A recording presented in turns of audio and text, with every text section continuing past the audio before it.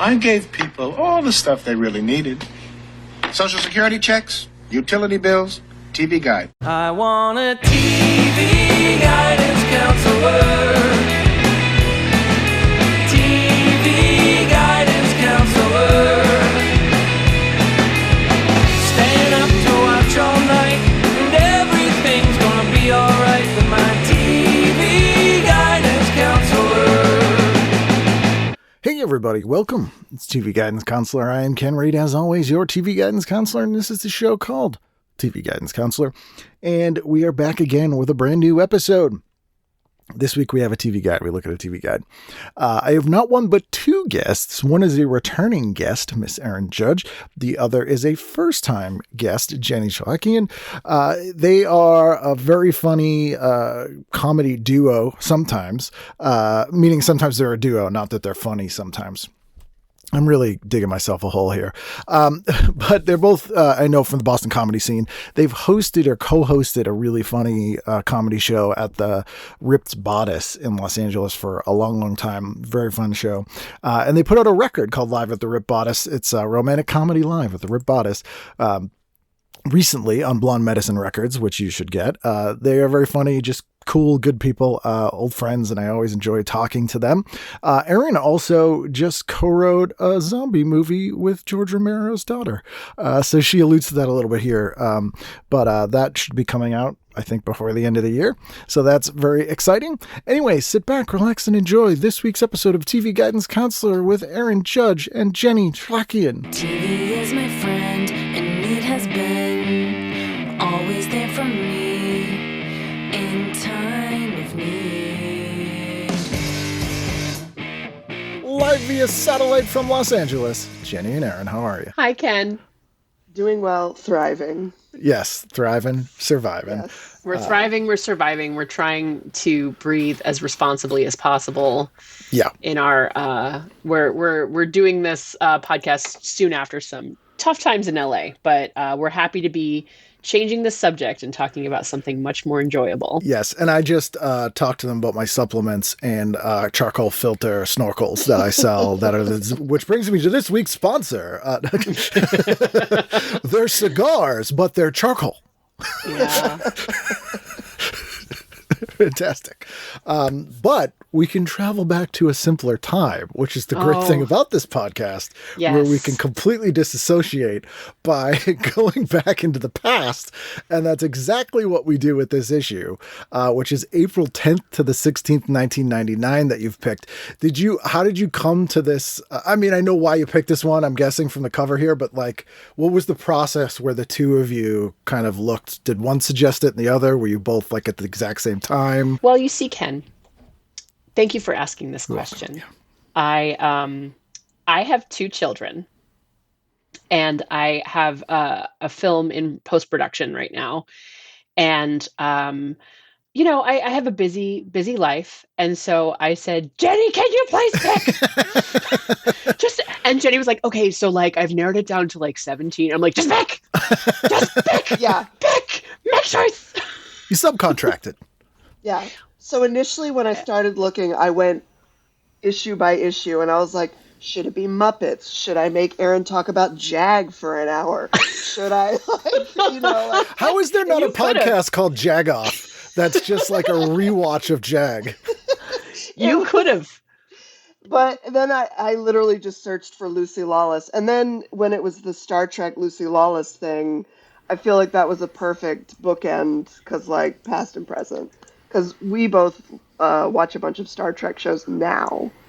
Yeah. And I didn't before, but like now I'm like in. I don't know, Paramount. The pandemic and Paramount have like gotten me in. And what are your favorite Star Trek ones? Are you Next Generation or like Discovery? We're watching Strange New Worlds. That's my favorite. Yeah. I really like it. We watched Discovery too. Discovery, though, like Discovery's up and down. I got hooked. First season with he has a Klingon in his same body was garbage. And it was totally nuts. Yeah. And also it's two different Star Trek time periods. Yeah. Very Three, actually. Oh yeah, that's true. So they jump into the future. Well, that's what I mean is like, it's two, they jump into the future and then they're like past all this other stuff that you need to know. But at the beginning, they're contemporaneous with the Enterprise. Yeah. And Spock and everything. And it's just very... Spock is great on Discovery, but I really like Brave New Worlds. Or Strange New Worlds, not Brave New Worlds. Strange New Worlds is great. I think it's kind of... It folds nicely in with the, OG Star Trek saga. But I think Lower Decks, which is what I watch, really... It gets Star Trek in a way that, like, is just pitch perfect. That's the perfect example of a nerd who grew up watching a show getting to make something in that universe and having it be good. Yes. Not like them being like, and of course I have to do this and fix this thing. It's just like, no, they have a reverence for this. Yes. And they're made a good thing. They knew what parts of Star Trek to take with them, because it is a departure in a lot of ways. But, like, they knew what things to take with them. They knew what they should be reverent with, and they knew what they should just absolutely make fun of, and I love that series. It's so good. And I will say Michelle Yeoh in Discovery, amazing. Yes. Oh yeah, that whole, like, she's in, like, an alt, Black Ops. I love it. She's getting her own spin-off. Yeah, it's made. It was supposed to be a series, but it's a movie now. They've made it a movie. Oh, okay. But when she's in the alternate universe, Michelle Yeoh is so good. Oh yeah, she's just chewing the scenery, and she rarely gets to be an evil character, so she is loving it. Which that's what she should be doing, honestly. Yeah, it's so good. It's so incredible. enjoyable. Yeah. So yeah, I came around to Star Trek. I wouldn't call myself a fan still, because it's way too utopian for me, which is why I like Discovery, because it was more dark. But all the other Star Trek stuff was like, in the future, we'll all be Doug Henning and get along, and everybody, it's great. I hate that. Yeah, actually, not my thing. Not my thing. I think Star Trek is interesting though, because it kind of goes through phases of having of like bumping up against a new culture and being like, we cannot assimilate this culture into our stuff. And the other thing about Discovery is they have the Emerald Chain. I don't know if that's in other ones, but like there's an evil empire, or at least like a sort of disaster capitalist parallel universe that is not really interested in human rights. Yeah, which never came up in the old Star Trek. Like, it was, is it okay for me to bone this green woman? Sure. What about the Prime Directive? That's the Prime Directive. That's what Kirk refers to as. But that's unique to him. His dick did study, extraterrestrial anthropology or whatever. Went to Juilliard. He didn't. What is the Michael, the captain on Michael Burnham? Oh yes, or whatever? yeah, Michael Burnham. Yeah, she has like a specialty. And it's like xenoanthropology. Yes, yeah. Which the anthro is a little strange, but yeah, because they have people who are like, I can speak any language and all that kind of stuff, which is sort of interesting. Her specialty is being a traitor. Like every other season, she is either a huge traitor or she's just being like, you follow the Federation or I'll kill you. Or fucks everyone over. Like she continuously seems to fuck everyone over. She's a rogue. The guy who played her Klingon boyfriend, did you guys see the show Toast of London with Matt Berry? Yes. So that guy plays Clem Fandango. So that plot line was ridiculous to begin with, but every time he's on screen, I'm like, it's Clem Fandango, guys. Like, come on. Like, he's trying to be, it's freaking Clem Fandango. Like, this is not going to work. I'm sorry. I honestly, I had Toast of London recommended to me so aggressively, and I watched it and I was like, ooh, this might be like too far into the English cringe. Like, it's too English cringe. But it's so silly. It's really silly. It's really silly. It's true. If you can watch that scene where Toast and his rival are dubbing that German porn movie and not laugh, like, you are inhuman. Like, that's one of the funniest things. And there's outtakes of that where they're trying not to laugh. So when you watch the one in the show, you realize every cut is because they died laughing like a frame later, because they're all improvising it. So like at one point he's going like, oh, and then the other guy's like, ah, it's just like these bizarre noises. It's just so funny. I've never seen that guy break. No, he never does. He is in it. He's a don't know. weird dude. Like Rachel and I were in London once and we saw him walking down the street and he literally had like 6-inch platform heels on, this like long coat and like a scarf flowing, and he was on the phone and he was like, like just walking down the street. It was ridiculous. That's Great amazing. news. I love that. I need more people to be like that. So Star Trek aside, so we have 7 of 9 here on the cover, which is why we're talking about Star Trek and Xena. Is it fair to say both became sort of gay icons? I think yes, especially because I think she's in a current series, and she's definitely like garnered a pretty healthy lesbian following. 7 of 9? Yeah. Huh. She's in Picard. She showed up, yeah. And did you know her history with Barack Obama? No. So Jeri Ryan, who's a sweetheart, she's incredibly nice, but her ex-husband was the senator in Chicago who had to resign because he was with prostitutes or something like that, and Obama got his seat. It's something Ryan, I forget his first name, but yeah. So 7 and 9's scumbag ex-husband is why we got Barack Obama as president. It was a fun little tie there. So this is a fun issue though. So this is a time when I wasn't watching a ton of like primetime TV. So we're just before the Millenium. We're pre 9/11 where everything changed. I have to say I never got into Xena, and I tried. Well, I personally didn't watch Xena. This would have been like when I was in high school and then when I was just starting college when Xena was on, and my parents would watch it. My lesbian parents In Texas. watch Xena. Yeah, in Texas would watch Xena.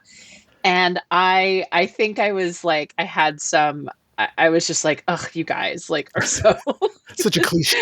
how gay are you going to be, really? And so I just, I was also a teenager and I was like, this is campy and stupid. Yeah. I feel like there's a period of time in adolescence where like goofy things are funny, but campy things are embarrassing.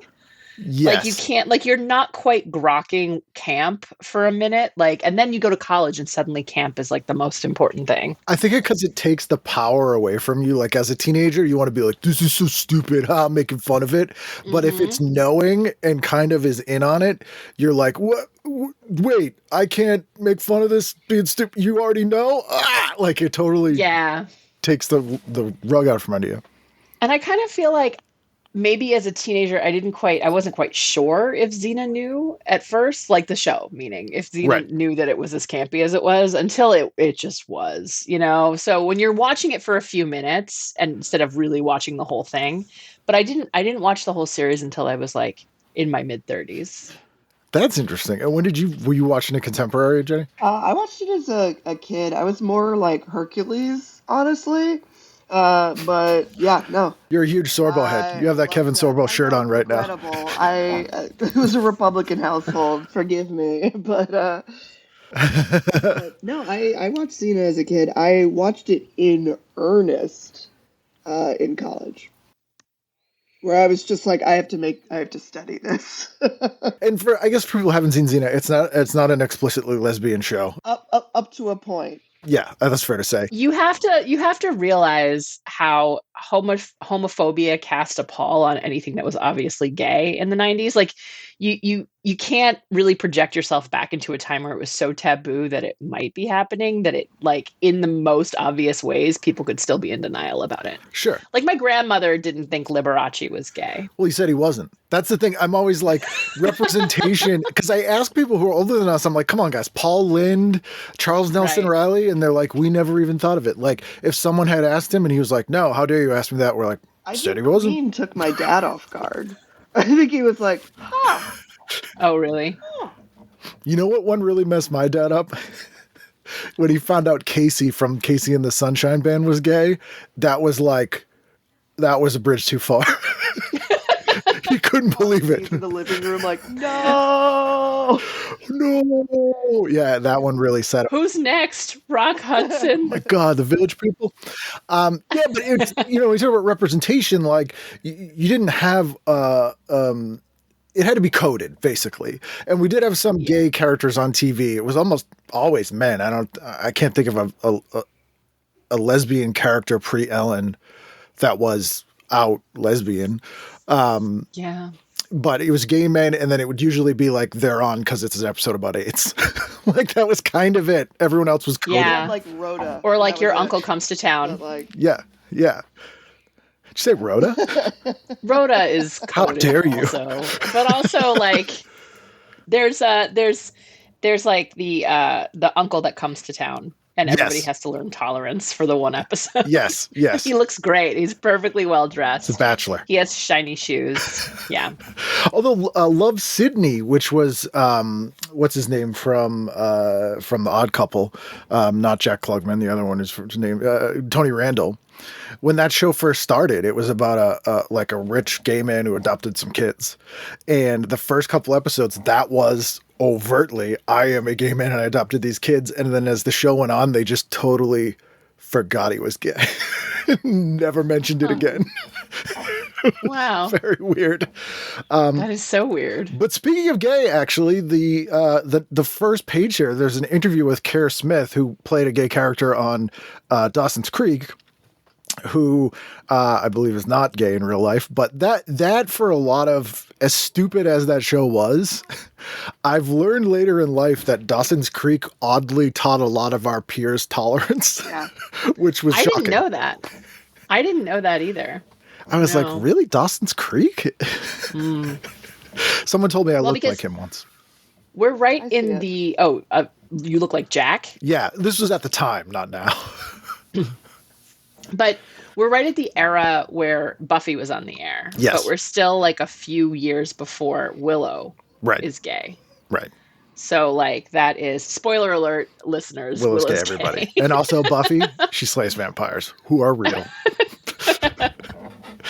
But yeah, that was like in terms of like young queer female characters where it kind of starts. It's a teenager. Like that was the craziest thing. Like because and we go through this now, and I swear I won't make this whole discussion about sexuality. But when you talk about like a younger person's sexuality, the people freak out because they're instantly like go right to you like fucking them. You know what I mean? It's like this has nothing to do. Or like, how do you know? Right. Like, it's just like, well, how would a 16-year-old Right. know? It's You like, don't know what well, sex they is. kiss people. I mean, like, yeah, come on, like look at what all the other characters on the show are doing with each other, Right. Or their English teacher. That's fine. Or adults, grown adults. Yeah, like if any time that's when it would come up, you're like hormones going crazy. That's like when kids. But it was unusual to see that. Like it was, previously the only show we really had before My So-Called Life that was like presenting teenagers as like people was James at 15, which I don't know if you've ever seen. It was great. It was set in Boston. They filmed it in Boston, late 70s. And it was about this kid who moved from Oregon to Boston. And it was very dramedy. It was very matter of fact. One episode, he lost his virginity. And the next week, they changed the name of the show to James at 16. And that's the name of the show forever. But it was a great show. It was a great show. And people hated it because it was writing teen characters like how teenagers are. And they filmed it in Charlestown. Oh, wow. So yeah, it's interesting to see how the sort of evolution of teen shows and, even My So-Called Life, where like it took, like Ricky was an explicitly gay character, but like it took a few episodes before, like obviously, but that was really controversial and weird for people. Yeah, people were like, the fact that this other kid is illiterate is fine. That's fine. He's handsome and he likes chicks, so we don't really care. That whole like he slipped through the cracks. He's so handsome. He's illiterate. Yeah. Like that's a normal thing that teenagers cope with. Yeah. We have to really present that. He was such an asshole, and I did love that it presented him as a blank human, like a white balloon. Like he was just so dumb they could project anything on him. Be like, he's so deep, and he's like, no, he's an idiot. Like he's really stupid. Poor Brian Krakow was Yeah. he was wise to it the whole time. Yeah, if you guys find yourself in South Pasadena, Angela and Krakow's house is right there, right across from each other, and you can stand where that like scene is, where their face. Oh, I did it and I cried. I'm not even kidding. That's so sweet. And then before we get to listings here, there's a thing about Richard Roundtree because he's showing up in the show Rescue 77. And I only want to mention it because in 2004, I wrote a thing called The Treasures of Black Cinema hosted by Richard Roundtree. And so it was super weird for me. I emailed the script and a couple months later, I got a DVD of Richard Roundtree saying things that I wrote, which was very strange to me.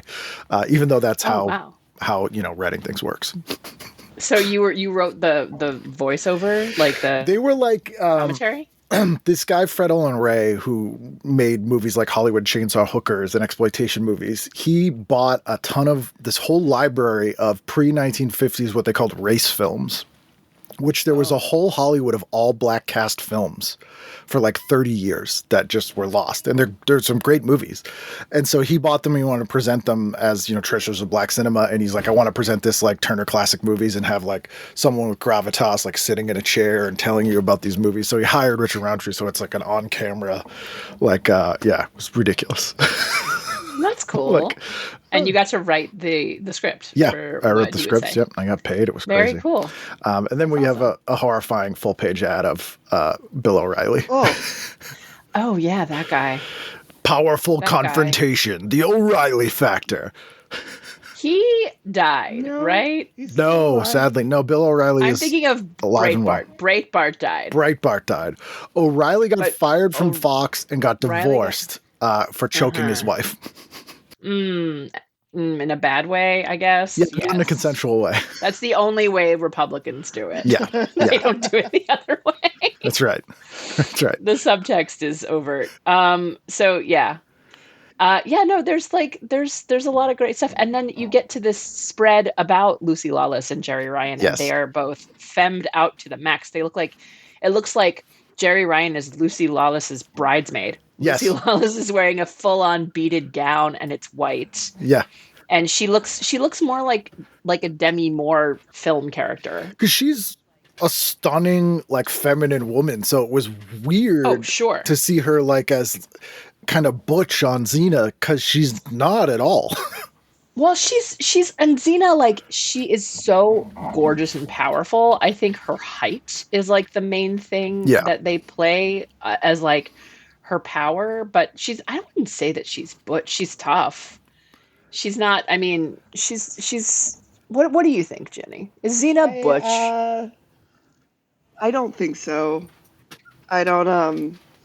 When you get into the Amazons later in the seasons, those guys are often butch. But I don't know. Like, Xena's a goddess. I always saw it like the show wouldn't have worked, but they could have written the show exactly the same and had her character played by a man. Sure. Like with no dialogue change or anything. Absolutely. But I guess I just think of Bush as something different. Yeah, maybe I'm just thinking something different. I mean, she does have like a pregnancy arch, which would be hard to accomplish. Well, it's a fantasy show. And also, she and Ares have like a lot of tension. Like the god of war is like her lover. She manages to top him hard in that relationship. But also, aren't they Greek? They invented that. If you watch Xena in German, she is butch. Yes, the voice, the voice. Yes, Isn't everyone in German though? You'd be surprised. They kind of a lot of them go high on the voiceover, like dub. I think Xena is one of those shows like House, the show House, where if you watch the first episode, the main character's accent is much worse. Yes. And then that's by the second episode, they're like, you get into that dialogue coaching room right now. Yes. Yes. And you learn American elocution immediately. So I feel like I remember that, like in the first episode, it's not that she's butch, it's that she's Kiwi. Yeah. Like she is New Zealand as fuck. It's other. There's something other going on there. Yeah. But she was always like, because she's super funny, which is evident in the show. But, when she hosted SNL and like she would do like talk show hits, it was just like, wow, why isn't she a movie star? It's very weird that she's not.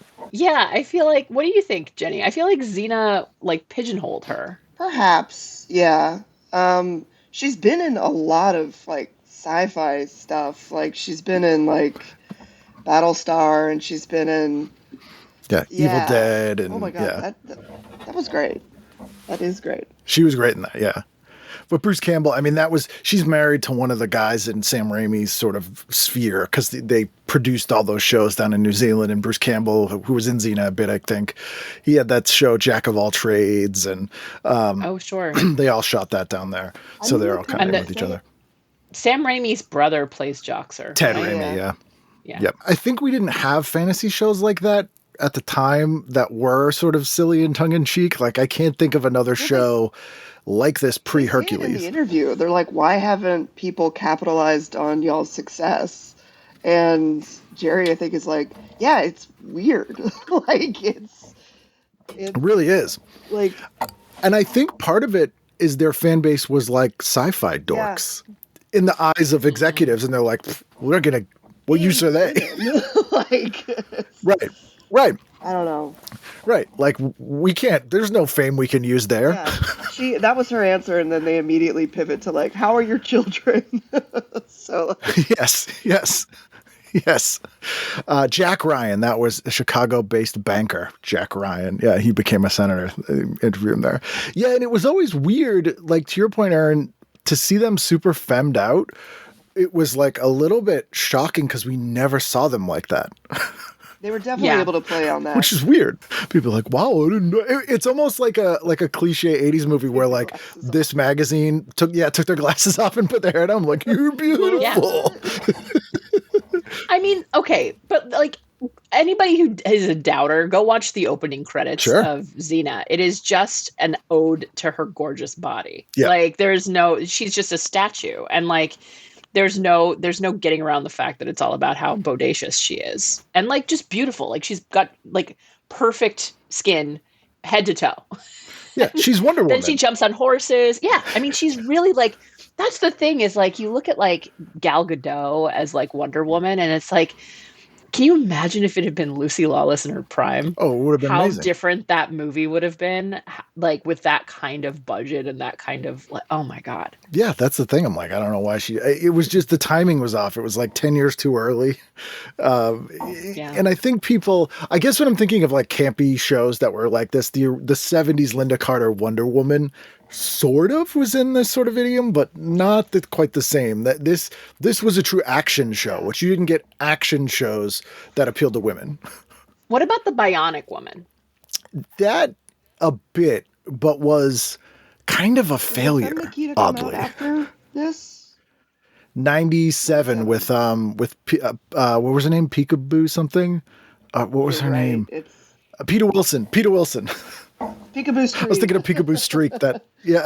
She's a skier, yeah, right? Peter Wilson, yeah.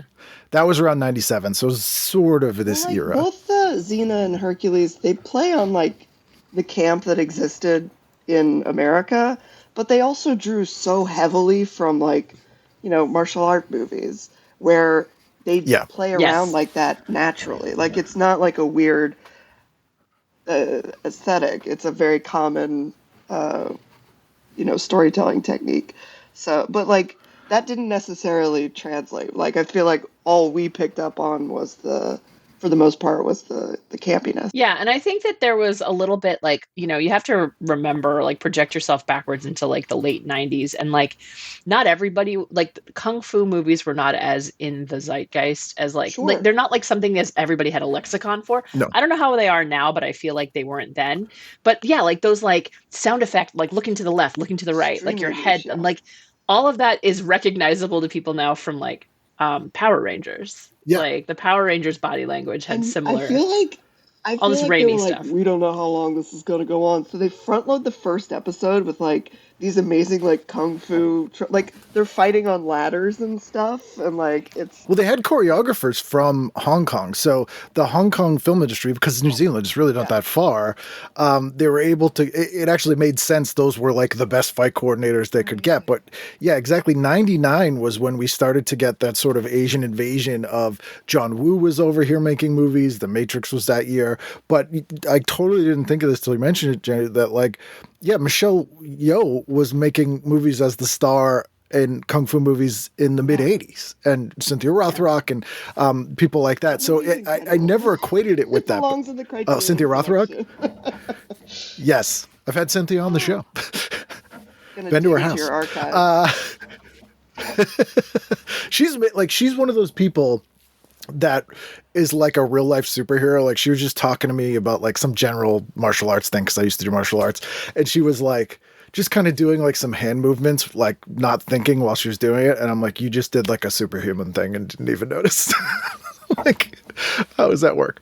And then we get David Blaine, who I forgot was like a massive thing in 1999. Which is like, oh boy. Oh, there he in, is. Like, the Rogosphere. He's so blah. Is he? Really? Oh man. Well, because those like he guys. does.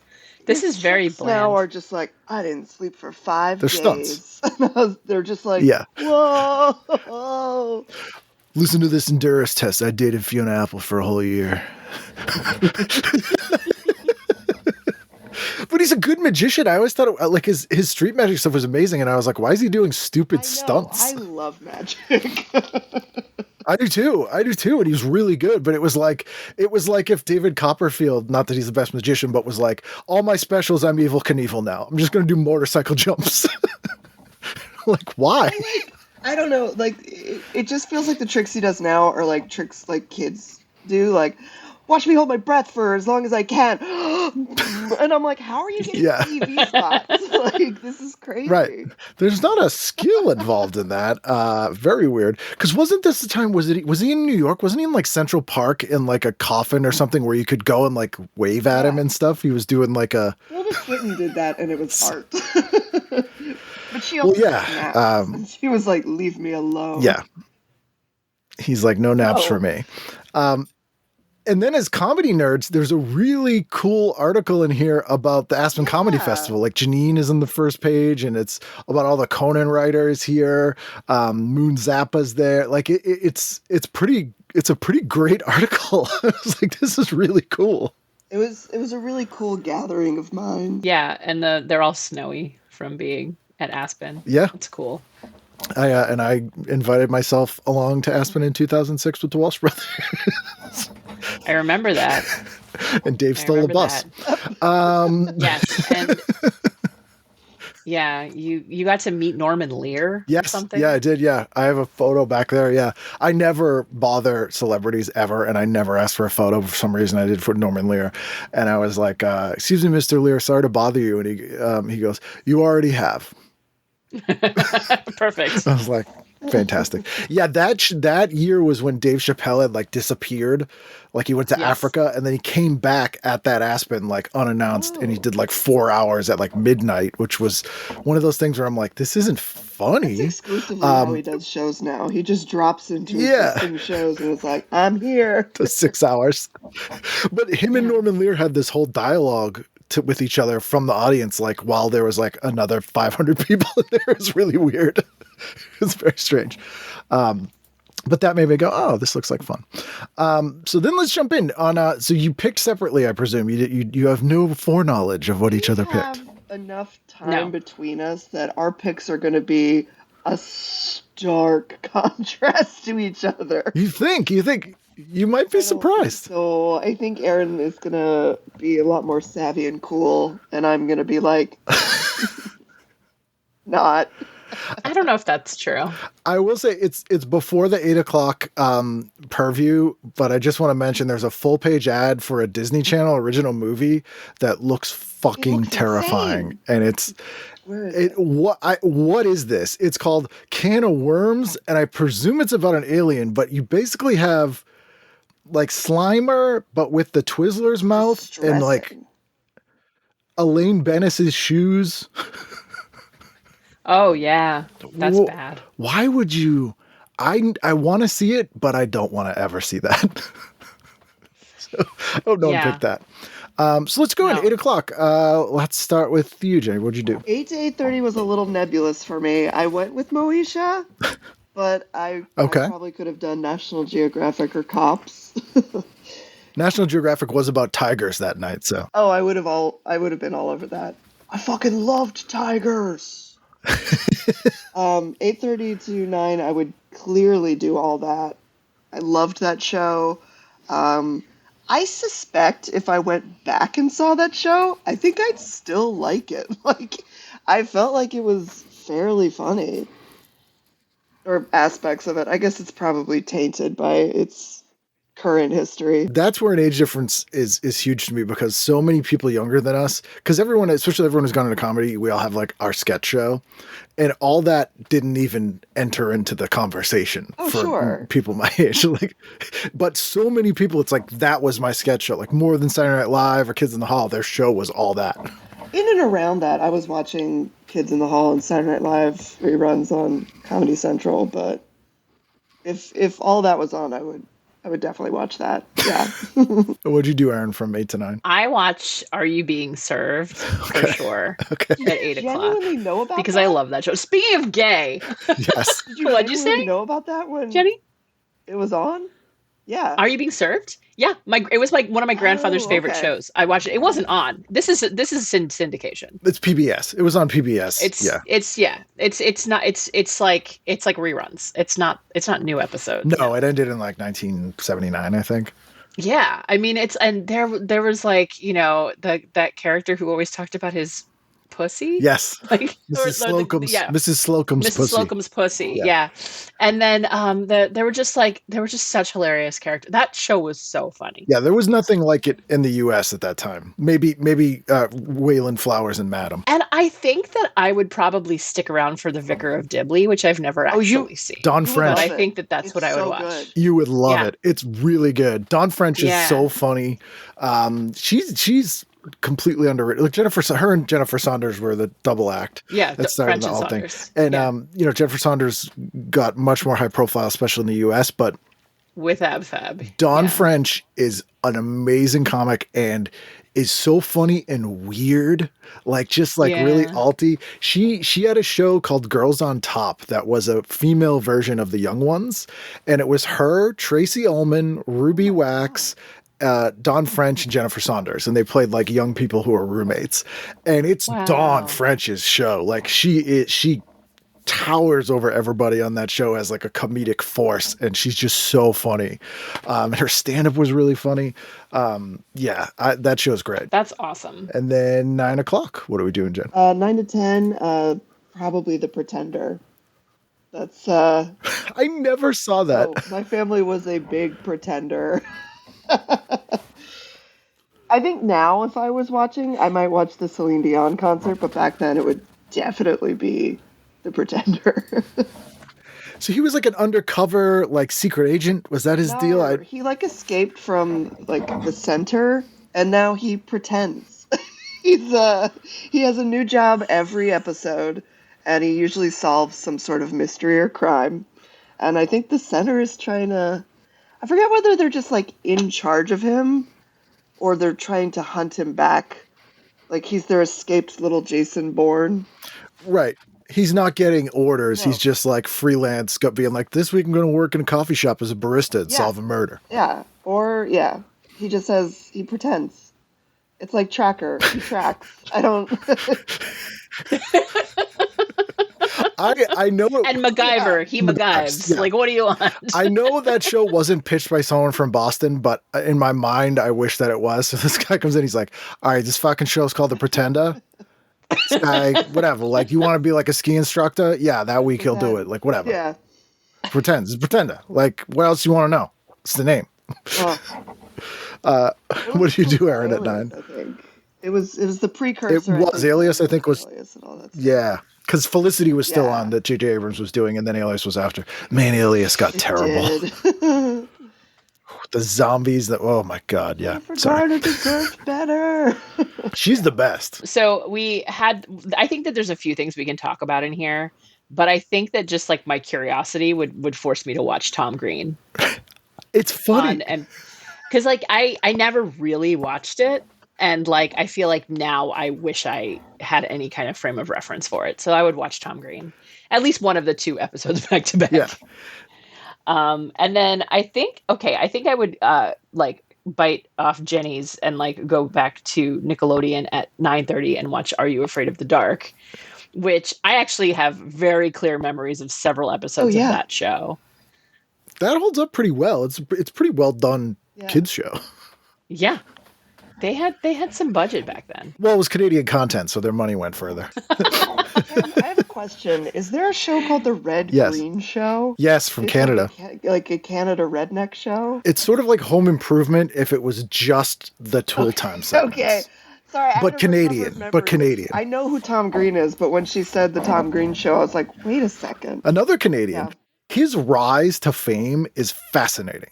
He had a cable access show in Canada, and then went direct to having a show on MTV. That was no different. Like a Wayne's World story. Yeah. And then he was married to Drew Barrymore, who's been famous her whole life and his whole life, you know? And the movie Freddy Got Fingered that he made is really funny.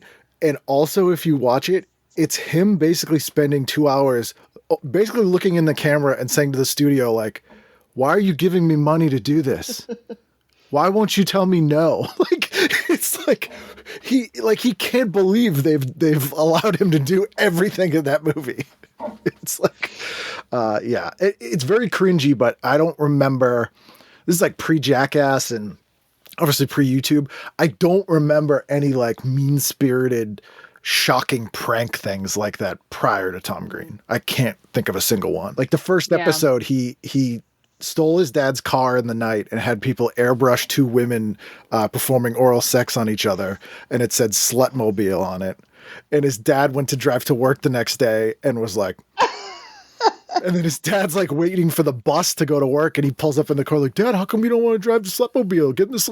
And like that kind of stuff. It's like, I'd never seen anything like this. Never. It's probably worth rewatching.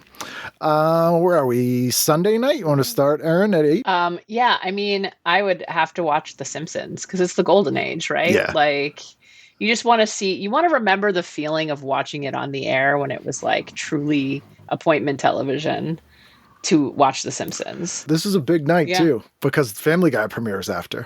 What do you mean premieres? It's the first episode of Family Guy.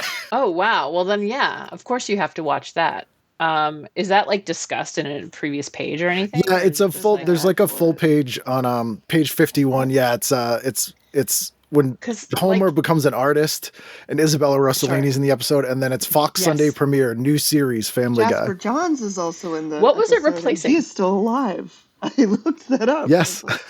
Sorry, continue. But like, do you know what Family Guy was replacing at that point? It was a series of things. They were constantly trying to find something that would mix with The Simpsons, and Futurama had been canceled. So they had tried Futurama. The Critic was for a while. They tried Futurama and canceled it, which got uncanceled. So then this was their last attempt and it worked for a bit. But then they even canceled it. They canceled Family Guy? Yeah, it was not a hit show. It did not do well. Oh, man. It was one of the first shows that really benefited from TV shows on DVD. So Arrested Development was another one where it was really after it was canceled, people were like, hey, you got to watch this show, that they were like, wait a minute. And it's animated so we can uncancel it. And it's not like the kids are going to be 40 or whatever. Right. Because I thought that show was funny. And I was always shocked at how hyper local Rhode Island it was. Oh, yeah. There are references. And I think it's like, if you look at like the gap between like The Simpsons and Family Guy, like South Park is in there, like in between. And so Family Guy is so clearly post South Park that like you can really tell like it's going to these places that are just like too rough and grown up to have like had The Simpsons or even not. I don't know about Futurama. Futurama is just like a wholesome, feel good show. And smart. Futurama was always a smarter show. Like you could tell people from Harvard wrote Futurama. Yeah. It's definitely, I mean, I love that show. I feel like Futurama is a fun thing to sit around and watch. I probably wouldn't sit around and watch 5 episodes of The Family Guy in a row. No, but I would for Futurama. They're all shows, like The Simpsons I would go out of my way to watch. Futurama, if it's on, I'm like, cool, I'll sit and watch it. Family Guy, I might watch some of one episode. But it would be interesting to experience the series premiere on the air. That's what I would do. Because there was nothing like that. And, growing up here, especially, like, they made Rhode Island references that, like, people from Massachusetts wouldn't understand. Well, and talking about Norman Lear, like the credits are just a full-on ripoff Yeah. of All in the Family. Yeah. It's just it's a throwback, and it's meant to be like, okay, we're gonna update this concept of like this this mismatch, but like there's an erudite baby and a talking dog. Yeah. Because why not? Sure. Makes It's sense. animation. Yeah. And then what are you doing, Jen? This is a perfect example of Erin being cool and me not being cool. I touched on. Are you touching an angel? Republican Family. I'd be watching Touched by an Angel. Anytime I watched that show, it was like a Thomas Kincaid painting come to life. Yeah. It's just like the fucking worst. Chicken soup for the friggin' eyeballs. This particular episode, this description, I wrote it down because it made me laugh so hard. an angry Vietnam vet played by Eric Roberts, who has yet to deal with a tragedy that took place during the war, runs a factory of Vietnamese workers to whom Tess is teaching citizenship. There's a lot going on there. So much. Oh my God. Why is there an angel teaching them citizenship? That's what the Lord would do, Ken. Well, America is basically heaven. And when everybody gets eternal life, they need to be ready to be Americans in heaven because heaven is America. Right. Right. So the more people you can teach citizenship before they get to heaven, the better It's off like they'll be proselytizing once to they get them there. so they can, yeah. Yeah. They have to pick which sports team they're going to be 100%. rooting for during their eternal life Yep. for the next 10,000, 100,000 years. Yeah. I love the idea that, like, you were in Vietnam as a veteran, you can only work being in charge of Vietnamese people from now I know. on. It's like, what is up with this like factory floor? Like, What are they making? It's just like I think that they're doing discriminatory hiring practices. Like, there's only Vietnamese very, people there? very Buys strange. out Very the strange. Triangle Shirtwaist Factory and is like, I have an idea for this. And Eric Roberts at this time had a well-deserved reputation as a real piece of shit. Still does, I think. Oh, yeah, yeah. Yeah, 100%. But, like, there are people I've talked to who are like, he abused everyone on every set. Like, it's just not even like, just like as a, like walk up and like punch people for no reason. Just be like a Oh my complete God. piece of shit. Jim Caviezel Yeah. of his time. Oh, man. Wow. So you're doing that for the full hour. Yeah, it's an hour show, man. And I got to see if the Lord wins. And then what are you doing at 9? 9 and 10, back to back, I Love Lucy. As a palate cleanser? Aw. Really a pretty natural transition for me, where it's just like... Would you watch that on your own, or were your family were like Touched by an Angel and I Love Lucy? It just makes sense. I might be Peanut able to butter and watch chocolate. Touched by an Angel with family, but usually I was watching TV alone. Touched by an Angel might have been more of a family thing. It feels like Otherwise, homework. I was sneaking TV a lot. And then what'd you do at 9, Erin? Oh, X-Files for sure. Yeah. I feel like it's interesting, like, you know, you see X-Files and Voyager on at the same time, and my family definitely didn't have TiVo back in 99. Some people maybe did. I don't know. Or was that more like 2002? Some people did, but it was it was early 2000s really that like it was kind of more affordable. But like X-Files and Star Trek Voyager are competing, and I think that like, you know, they would have pretty similar fan bases in some ways. Like I bet that was painful for people. Sort They were of. trying to like... But that was UPN's like they did that on purpose. Because they were Right. like, we're taking you on X-Files. Like, if we can grab... Yeah. Because X-Files at this time had like a weak point. Because they had done the movie the summer before. And then everyone was like, wait a minute. You guys don't have a plan. And people started to kind of Yeah. erode. So I think they were like, we can go... We know people will watch sci-fi on a Sunday night. We're heading in there. Yeah. Well, maybe I would have watched Voyager.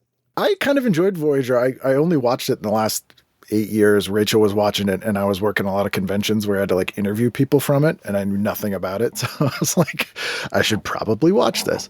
And you know, I thought it was pretty good. Kate Mulgrew at one point, I've told this on the show before, but I was like backstage, and they have like a little pen area for the people who are coming up to be interviewed and whatever.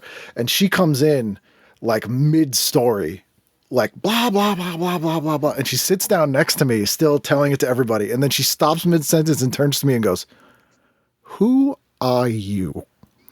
I was like, just a guy. She's like, all right. And then just went back into her thing. But yeah, very, very funny. Yeah, that is a tough call. And X-Files was really, that's when it started to show some some ricketiness, I think, around 99. Yeah. Well, and I think you're always just like hoping there's going to be like an episode that clues you into the plot line. Yeah. And like I was talking to some friends of mine and they were like, actually, if you go back and only watch the episodes that do, it is pretty contiguous. And like they do make it to the end. And I'm like, well, that's nice. There were too many like weird episodes like that where they sent them to that fertilizer hoarder thing. And there was like a mom under the bed. I don't know. Yeah. You didn't like the monster of the week. You wanted the serialization.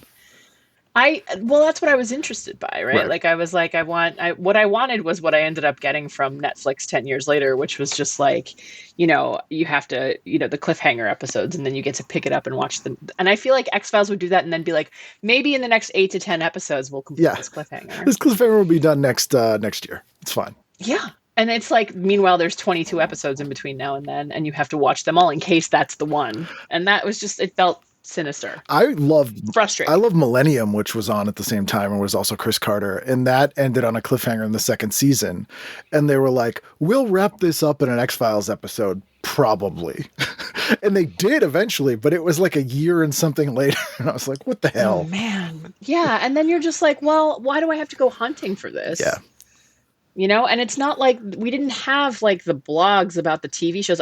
You wouldn't be aware that it was coming up.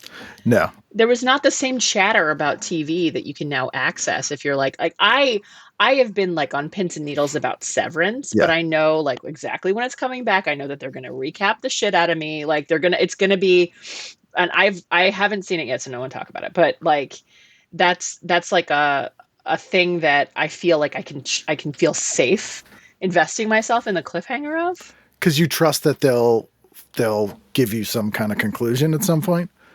Yeah, I think that they're coming. They have a vision. They're coming back. It might not be the most satisfying thing to me, but like they have something else for my interest ahead. Well, and they're not gonna just drop an entire huge detail that I'm really impassioned to learn the answer to. I mean, that's one of the great things when people are like, we're in the golden age of TV. The reason they were able to do that is because HBO set up that model where they're like, you're getting 13 episodes to tell a story. So as a writer, you're like, cool, I know how long I have to conclude a story. Whereas people on these other shows, which this is completely insane, and I can't even imagine how they do this, they're like, all right, you have to have a compelling story that goes from week to week, but we're not going to tell you how long you have to do it for, and if you get to finish it, you might get to finish it, so you want to make sure you set it up so you could. But we don't, like, that's so hard to do. Like, and you might have to write out a character at any time. Right. Because of a contract dispute or something. Or like they go do something else. Yeah. It's like how you don't know how long you have to tell a story. That's like a nightmare. It's the fact they could get anything done that was good is kind of amazing. You both passed up the made-for-TV movie from the Academy Award-winning writer of Saving Private Ryan, starring Kim Cattrall, Carol O'Connor, and Treat Williams, the film 36 Hours to Die. And this plot is ridiculous. It says the story involves a day-and-a-half battle between Noah Stone, played by Treat Williams, a brewery chief with a heart condition, and Morano, an aspiring crime lord who's concocted a deadly extortion scheme that threatens Stone's family and business. How do you become an aspiring crime lord? Like, aren't you just a minion? And then people are like, oh, hello, minion. And they're like, actually, I'm aspiring to be the Lord. Yeah. And then the Lord just kills you. Right. Like, sadly, she's not. That would be great if she was the crime Lord. Yeah. But it's like, all right, this guy owns a brewery and he has a heart condition. That's character development. Any beer could kill him. Yes. It's just, but that's his job, he loves it. Yeah, it's his passion, and his patented caffeine beers. Yes, they've got nicotine in them too, and he just has to take the risk every day. Taste, death, live life. Also, there was the debut of Michael Moore's Awful Truth was also Sunday night at 9:00 on Bravo, which was his follow up to TV Nation, and again was. very much more Daily Show than the Daily Show was at that time. Was Craig Kilborn still Right, Daily Show. the host, or was Jon Stewart yet? I think so, because Daily Show started in 96, and I think Stewart might have just taken over in 98 or 99. So it hadn't become what people, like, The Awful Truth was way more like what people think of as the Daily Show. I feel like the Awful Truth, like Wyatt Cenac's show that he eventually had, was more like that. Yeah, absolutely. Absolutely. Yeah. But even the fact that TV Nation existed and was on a network, like Bravo was not even that anything at that time. So it was kind of like, all right, I get it. But like the fact that he did that before on a major network, it was pretty much the same show. Bonkers. Let's do Monday. Let's start with Erin at 8. Melrose Place. I've never seen it. I mean, it's going to be late in the yeah, I mean, where in the era of Melrose Place are we? We're like mid. Mid towards the end, because when did it start? Yeah. 93 or something? So... it started 1 year after 90210 or 2 years after? So I think 2 years after. So this is when Jamie Luner is on the show, post-Savannah. So this is, let's see, Lexi and Michael take a trip to investigate Ryan's secret. Even Peter makes separate investments with their windfall. Amanda sets Megan after Lexi's clients and finds a buyer for the building. Jane meets a, quote, knight in shining armor. Yeah, I feel like I would watch Melrose Place just to like see, like a lot of these things that I would watch now, I would watch to see where after I had stopped watching a show that was on network, what it developed into. So I think that's what I would do. Yeah, because I think Andrew Shue was like the only one still on the show. I'm thinking. Yeah, I mean, their turnover was insane. I guess it is just, I have to live in the apartment complex. Yeah, it's about Melrose Place. It's not called these people's names. Yeah, because even Heather Locklear was on. She was on Spin City at that time. She had left. So it was like. Right. Yeah. Yeah. Don't know. And what are you doing, Jay? Well, I think it's obvious. Walker, Texas Ranger is. No. So bad. So bad. Oh, God. Oh, a virtually unwatchable show. To be here today. I'm very proud of you and what you've overcome because, man, that's a bad show. It's not great. Yeah. And like a bad set of messages, bad everything. But it's like badly made. Like it just was. Yeah. Although there's an amazing episode where he fights Satanists. Have you ever seen that one? No. No. Oh my God. Full on Satanists who like murder kids and stuff. And Walker, Texas Ranger, like he goes into their like warehouse where they're doing like satanic rituals and all this stuff. And the best part, for no apparent reason, the guest star in that episode is downtown Julie Brown. She plays a woman who owns like a voodoo store. It's wow. terrible. That's wild. Chuck Norris is like, I'd like a turn at writing this week's script. Who do I really want to When I beat lived in up? Greensboro, North Carolina, he wrote kind of like a quasi-syndicated column that was in our like city. Chuck Norris? He didn't write it just for the Greensboro one, but it was like in those little conservative city, like what's happening in She had like theater. editorials by Chuck. And then it would just be Chuck Norris being like, I fucking hate immigrants. And it's like, cool. Cool. Yeah, like that guy has some basic bitch values. And that's why it's so funny that he was trying to kill Satanists, because like Satanic Panic is the most ridiculous. And this was like in 98 or something. Like this is like 20 years after. Like my friend Molly, her first movie, she was in Code of Silence with Chuck Norris. And she had just graduated from college. She was playing like a mob boss's daughter that Chuck had to protect so she could testify or something. And she'd gone to school for acting and stuff. And there's a scene where she's in like he's keeping her in a safe house and she's in bed and she's crying about her dad being dead. And then he's just like, good night. And she's like, well, you should comfort my character. Like, like be like, cause otherwise like the audience will think you're an asshole.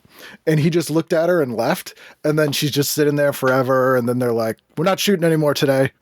And then she gets a call and they're like, you need to go apologize to Chuck Norris. And she's like, why? And she goes, you called him an asshole. She goes, no, I said his character would seem like an asshole. And the producer goes, Chuck is his character. Oh my God. That's a great story. It was her first role. It was like, It didn't seem that harsh, dude. Great The Satanist story. episode, it's a missed Wow. opportunity that like it wasn't like a Buffy crossover with Walker Texas Ranger. That He would be just pretty busts good. in, and like Buffy's already there, being like, "Bam, bam, bam." I forgot. I started watching Martial Law with Sammo Hung because I love Sammo Hung, and it was terrible. And it was made by the same people as Walker Texas Ranger, and I was reading up on it, and they had like crossover episodes, which is nuts. I love Like, it. the Walker verse is oh boy. And Chuck Norris has zero charisma. Can we all agree? Like, there are assholes yeah. who are like terrible people, and we're like, well, I kind of get why you, but like he has nothing. His beard really distresses me. Yeah. It's weird. I think people like to like be lectured by him. There's something in like the way that he finishes a sentence Well, or he's something. for people who but are like, I like I don't Bruce know. Lee, but I wish he wasn't Asian. Like, it's just this Right. weird white, like, ugh. Well, it's like modern country music. Yeah. People go, I'd like that black pop music if you removed any trace of blackness. I think that there's something about the country music appeal and Chuck Norris appeal. It like Awful. lines up. Awful. Not even that great of a martial artist. So where are we? Are we on Jenny at 8 o'clock. Jenny did- No, you've already You did no, that, you're yeah. doing, You were doing I'm Walker. hooked. yeah. Yep. So 9 o'clock we are with you, Erin. Oh, definitely Ally McBeal. This is like season 1, right? Yeah, it is. Oh man, so good and like so much fun. Again, Boston show. Which like when I got to college, everybody was so excited to like have a Boston show, all the Boston people. But like, you know, this was like the co-ed bathrooms were just like, oh, can you imagine such a place? Right. Like, This is sci-fi. yeah. Yeah, no, I think that is where I would look, because I think that so many of those shows like Sex and the City is on around now, and Ally McBeal, like they taught. I was like a teen, like I was a 19 or whatever. I was like, oh, this is what it's going to be like when I'm grown and I have a job. Right. And in all of the cases, all of them, they had amazing, powerful careers and no love life. And like, it was just so, it's so interesting to me that that's what we all, I think that that's what I expected. one or the I other. was like, oh, like I'm going to have a very easy time establishing like this amazing career for myself. And it's going to be like, it's going to take off by the time I'm 28, you know, and I'll be rich and powerful, or at least, you know, comfortable, but I'm going to be unlucky in love. That's the breaks. That's the choice you made. But there was no choice. Like, it's not like I could have been That's like, the oh, I'll path. just get married Yeah. and have kids. Like I was already in college. I was like, well, the one thing that I have control over is, you know, Right. career. That's what you do, because you can just do it. And like, I think that really seeped in more than I realized, because by the time I was 28, I was like, wait a minute, I'm married and What happened? like I'm temping. Yeah. What the fuck? Yeah. Like, this is not what I was promised. I There can't is a afford these baby dancing shoes. in the You're still corner. better off. Otherwise, this isn't Yes. what I Other than imagined. that, well, like Ally McBeal was such a huge phenomenon of a show that it's hard to convey to was. people, and is now more or less completely forgotten about. It's not really streaming. No one watches it. It's never brought up like, oh, we did a movie marathon to Ally McBeal this weekend. Never. And I don't know why. It just fell off the face of the earth. There's a random episode where Robert Downey Jr. guest stars, and he does a beautiful cover of the River. It's like, I wish I had Yeah. a river. It's gorgeous, and like That was his remember comeback. Standing in the kitchen watching it, being gobsmacked, and just being like, "Oh my god!" I remember from that show, just like every time Portia de Rossi would take her hair down and shake her hair out. I mean, it was like, there was so many things that were memorable from Ally McBeal. But then, for whatever reason, like Sex and the City, people like there were 2 movies. People of all ages rewatch it. Like, It's being made again. yeah. They have a new series that's in production right now, for better or for worse. And I've gone back and watched Ally McBeal, which I didn't really watch at the time, to be like, maybe it just feels like so of its time that just people, but not even. Like, there's nothing unique about it that makes me go like, oh, I can see why no one watches this anymore. It's just like, it's like the movie Backdraft. Massive film, no one cares about it or mentions it anymore. I feel like the way that isn't it in Waiting for Guffman, where like their previous play was Backdraft. Yes. Backdraft the musical? Yeah. Something like that. Oh, that was very funny. Backdraft was so huge that the porn parody of Backdraft got covered on Entertainment Tonight. 100% true. That's how big that movie was. Mighty big backdraft you got there. Yeah. Yes. Yes. Completely nuts. And then what are you doing at 9? I'm going to paint a picture of a TV watching that's only going to be pleasurable to me. 9 to 9:30, my main program, Highlander, but I will be switching to Ally McBeal in between there. 9:30 to 10, still watching Highlander, still switching to Ally McBeal, but I'm adding Becker into the mix. So that is... You got 3 things going on? Is Becker Ted Danson? It is. Okay, I remember that show. It was a pretty good show. Terry Farrell was on it. It's Lance Guest is in this episode from Last Starfighter. Episode? Yes. Becker strays from his hostile views on animals when he meets a stray kitten, and Jake has an erotic dream about Reggie. Yep. Yeah. It was a funny show. Like it was the first season. He had done Ink with Jonathan Katz the season before. And then did Becker for a few seasons. But yeah, not a bad show. Highlander is awful. Oh, I recently tried to rewatch it. Boy. Someone says I love the first movie. Like, you're just like, yeah. Whoa. It's a Civil War. And that's like the best written thing in the whole show. It's bad. Every time you see Highlander, he's literally balls deep. Like a woman's just riding. Yeah. There can be only one. When I was in college, I was taking an Avid editing class, like when you had to it was like $1 million suite to learn how to edit that people can do on their phone now. And for our final exam, we had to take all the raw footage from a whole episode of Highlander, the series, and edit it into an episode. And it was the worst. Like, if I commit a crime, make me do that, because I could only get overnights in the studio. So I spent like a week from like midnight to 6 a.m. editing an episode of Highlander, the series, and wanted to die. It's rough. I do like swords. I still like swords, but boy, oh boy, oh boy. Sure, who doesn't? I thought it was going to be... The first movie is good. Like, ever since the inauguration, I've just been rewatching Xena as a comfort. That's what I was going to do with Highlander like a year ago, and I was like, this is unwatchable. I can't do it. Yeah. And Adrian Paul, it's Adrian Paul, is that who it is? He's not fun to watch. He's not very charismatic. No, he's got that Fabio thing where you're like, I could see why you did a lot of still photography work. Like, you can't speak or really talk in a way that makes us even care. He's no Lorenzo Lamas. Yeah. Tuesday night, what'd you do at 8, Jenny? At 8? Watching Jag, man. 8 to 9. Jag. You have, like, you're watching... You're like a CBS, like 65-year-old audience at this time. Angel were my family come-togethers, and that and Home Improvement. Like, those were the 3 shows that the Chalikian family were just like, sure, this is where we come together and break bread in front of the TV. Otherwise, I wasn't really allowed to watch TV. Oh, we did like Spin City. Love Spin City. But do you guys want to start a Jag rewatch podcast called Jag Off? Yes. It would be my first time. I've never seen it, so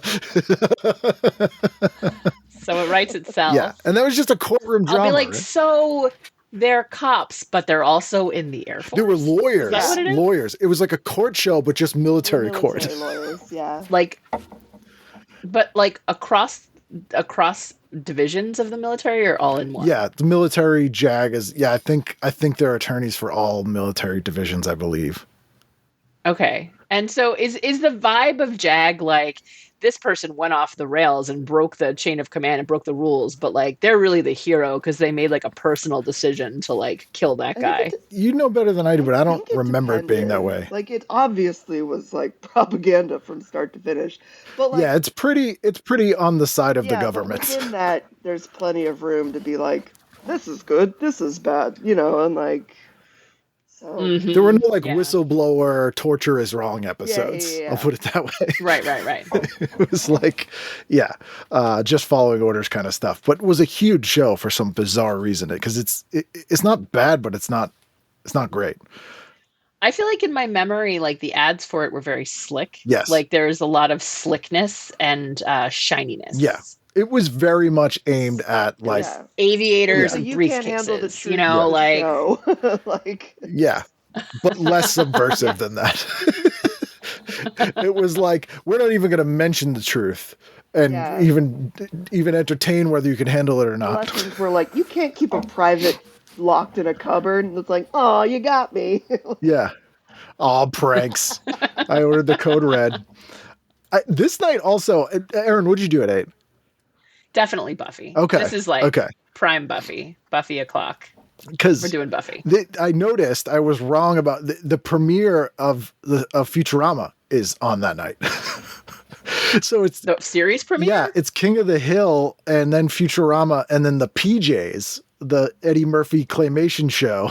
Yeah. Wow. And then another King of the Hill. So I guess they were trying to do animation on multiple nights. This week was like groundbreaking for Futurama- premieres.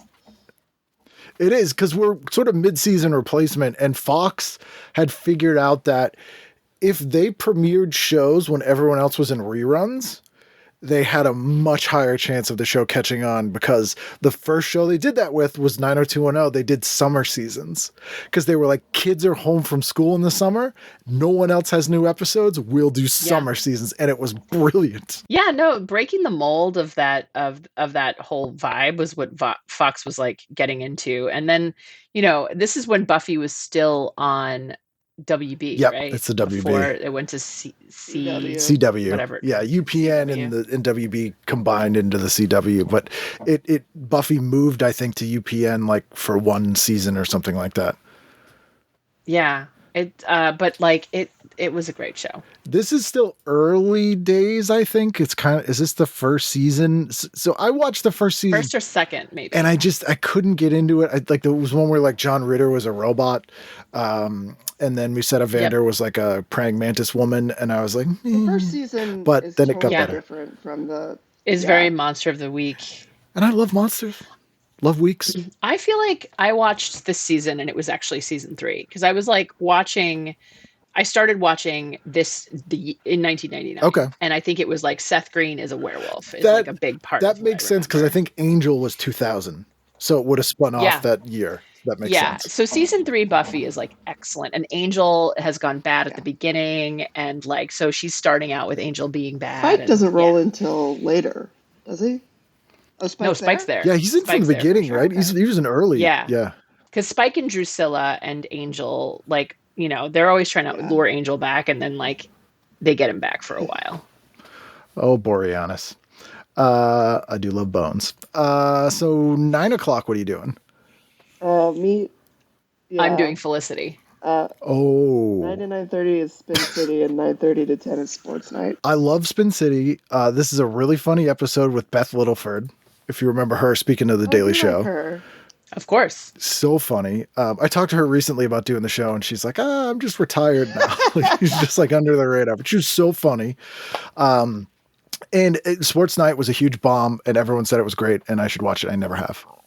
I love Sports Night. Okay, I'm changing my answer. What was it originally? I love Sports Night. It's Aaron Sorkin, right? Oh. It was Aaron Sorkin. But I think Charles, okay, right? so it's Aaron Sorkin, and I've watched it like I would watch like DVDs of it, and it's just so good. And it's like, one of these Muppet Show type shows, obviously, to show about the show. But I just really like learned a lot about TV and sports guys and stuff. And I liked the way that they would incorporate some of the show into the thing. It was so much less like, you remember Studio 60? Yes. Is that what it was Studio called? 60 on the Sunset Strip. I was the only one who liked That it. show was too dark. Yeah. It was too dark. It was too dark. It came out at the same time as 30 Rock, and they couldn't have been more different shows. And it was so dark. And like Sports Night, there's this great episode where like they're following people who are summiting Everest, and there's pretty much nothing I hate more than people who summit Everest. It's a waste of everybody's time. And then they want you to like congratulate them, and really like there's this refrain and I feel like something else is happening that's like really like in everybody's life, and there's this refrain that's like, it's Felicity Huffman, right? Yeah. And she's it's like, just look what we can do. And it's like, humans are so amazing. And like, it's a feel good episode of television. It's well constructed. I mean, you actually give a shit about these people who are not even real people. That's fictional people climbing Everest. I need to go back and watch. That's one that everyone recommended to me. Felicity, I've yet to go back and rewatch. Simon Rex is in this episode. If we all recall Simon Rex, the former MTV VJ, who was that's who I thought outed as a gay porn actor in his early days, was fired from MTV, and then was in Felicity. Felicity also had that controversy where there was a woman who was a former actress who was in her mid-30s and got a writing gig on the show saying she was 19. Do you remember this? Oh, no. But I love that kind of thing. It was great. She's still around, and she got like all these accolades for writing on the show, and then it was like outed that she was actually like, you're middle-aged, and it was a huge thing. Wasn't somebody like, isn't there like a similar storyline with, not quite similar, but like a similar crazy storyline with like Grey's Anatomy or something? Maybe. There's some show where like there was somebody who was writing for it and was just like, oh, and then I got cancer, and this inspired the cancer storyline. Totally made up. But like they did not have cancer. Yes, that is true. It was 100% made up. Was that Grey's Anatomy? I think it was Grey's Anatomy, yeah. Okay. That was a wild story. Yeah. There's some narcissistic sociopaths in this town. Oh, 100%. Yeah. I mean, I'm in Los Angeles, listeners. Yeah, that was evident. She's in Sheboygan, everybody. We all know the reputation. Cancer, and they don't. That's yeah. That's a huge. That happens more often than you would think. That, like, and they, whatever social situation they're in, they blow up the entire scene. Yeah. It's like self-Munchausen. Yes. Munchausen, no proxy. Yeah, no proxy. Direct. They cut out the middleman and pass the attention to them. Yeah. I mean, that's what it is, right? Like, people are nuts. Then where are we? Wednesday night. What are we doing? 8 o'clock. Ooh, Wednesday. I gotta scroll. I think. What are you doing? It was probably Laura Kightlinger. 8:30 to 9. It was between Kathy Griffin and the nanny. So this is Laura Kightlinger's Pulp Comics, I believe. Okay. Oh, that show. Which was so good. It was so weird though. They did like comedy in the round kind of. They did. Right? I still think it was the best presentation of stand-up I've seen on US television, because I always complain when I'm like, it's just stand-up. Like, well, like to me, my jerkish take on it is, it's like watching diners, drive-ins, and dives versus like eating at the place. That's what just like filming a stand-up show is. But they were like, okay, we'll make it a TV show too. So they interspersed it with sketches based on the stand-up, and it kind of was a coherent half hour that was almost told the story with the stand-up. It was great. Yeah. Bobcats was great. Laura's was great. Margaret Cho's was really good. And they had to do it. That was the other thing. They had to do it with really good comics that could work that way. And so it also sort of self-selected people who I wanted to see do stuff because they were smarter. Because there were a lot of comics at that time. If they were like, here's the show, Pulp Comics, we need you to do that. And they're like, can I just do my set? And they're like, right. It's not going to happen. Yeah. Yeah. No, like they had to do like act out and like, imagine themselves in scenarios that they're describing. Yeah. And structure things. Act it out. Yeah. And think of their act as slightly, a different, how to present it differently. And and Kathy Griffin did a great one as well. The Nanny I never got into. Oh, I enjoyed it. I'm like, just kind of, I have nothing, like I have no ill will towards it, and then also no fond things towards it. Like, it's just there. I am watching Dawson's Creek at this time. Part 1 of 2. Because I think that, part 1 of 2. Yeah, I think Dawson's Creek in the season was also season 1 or very early. Yeah. And so, I think it's just like iconic. Like so many of these people, like Vanderbeek and all these, like they're all like icons. And it would be interesting to me to go back and see it like it were, like try to imagine having it fresh eyes on it in 1999. Because I didn't watch it when it was on, and over the pandemic, Rachel started watching it, and we'd never seen it, and I watched a lot of it, and I'm like, this is better than I thought it would be. But I know at the time I would have hated every second of this, and now I hate like every other second. I've only ever seen one episode of Dawson's Creek, and it made me cry. So I was like, which one was it? It was in Someone probably boarding died. School, and like in that case, you're kind of locked into whatever anyone else is watching. So I was watching Dawson's Creek, and I was like, these teens. Oh, like. It did bother me. It was supposed to be on Cape Cod, and was so not on Cape Cod. Carolina. Yeah, it's North Carolina, and you can tell if you've been to both places. You're like, and they'd reference, because then they go to college in Boston, and they would reference places that weren't right. Like they'd be like, "Oh, just go down to Front Bay," like it would just be like slightly on. Come on, we'll go to Kenless Square. It'd be like slightly off. I'm kind of curious. What's y'all's take? Because like, I think that in 1999, if a male teacher was having sex with a 16-year-old student as a plot line, that would be frowned upon, and like he would be a predator. But like back in 1999, it was still okay to have like Pacey is making out with his teacher and like that. Do you think that we've finally gotten far enough that people would be like, no, that young man is being abused by that adult authority figure? Or would people still be like, yeah? CW shows where that is the plot line. Like, they're dating their teacher. Still? 99, to put it in context, is when the term MILF was coined from American Pie. So it was like... Jennifer Coolidge was like 32. Yeah. I think we've gotten better about it now, but I think not that much better. I think most people would not be like, that's a child that's been abused. They'd be like, all right, dude. Wow. Even though we had the Pamela Smart and like 4 or 5 different cases where it was a female teacher who then like someone got murdered or like there's so many. I mean, it's simply an abuse of power. Yeah. Like it's simply just like, it's really our messed up like in misogynist society that's like, oh well, if he's getting some, then it's like, oh my God, dude, you poor wounded men. And instead he's like, he's just going to go to GNC for the rest of his life and try to relive his glory. Yeah, he's going to go 16-year-old. He's going to buy powdered 16-year-old, powdered youth. I mean, well, also if you look at like the trajectory of like teen media from like the 70s on, like especially comedies, it's all about the dudes just trying to get laid with like people who aren't their age. Yeah.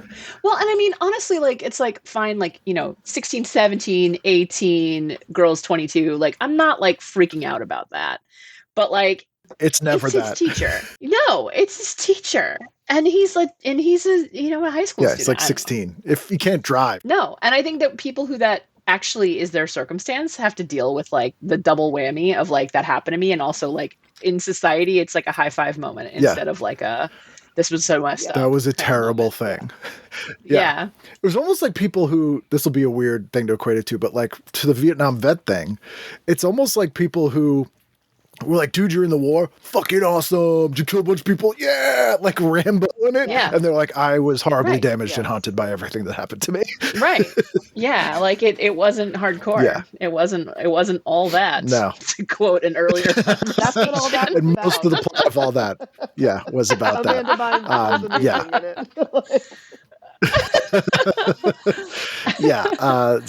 Dawson's Creek, I don't know. I would have 100% been watching the 1991 movie Delicatessen, if you've never seen it. Yeah. So good. Have you seen it, Erin?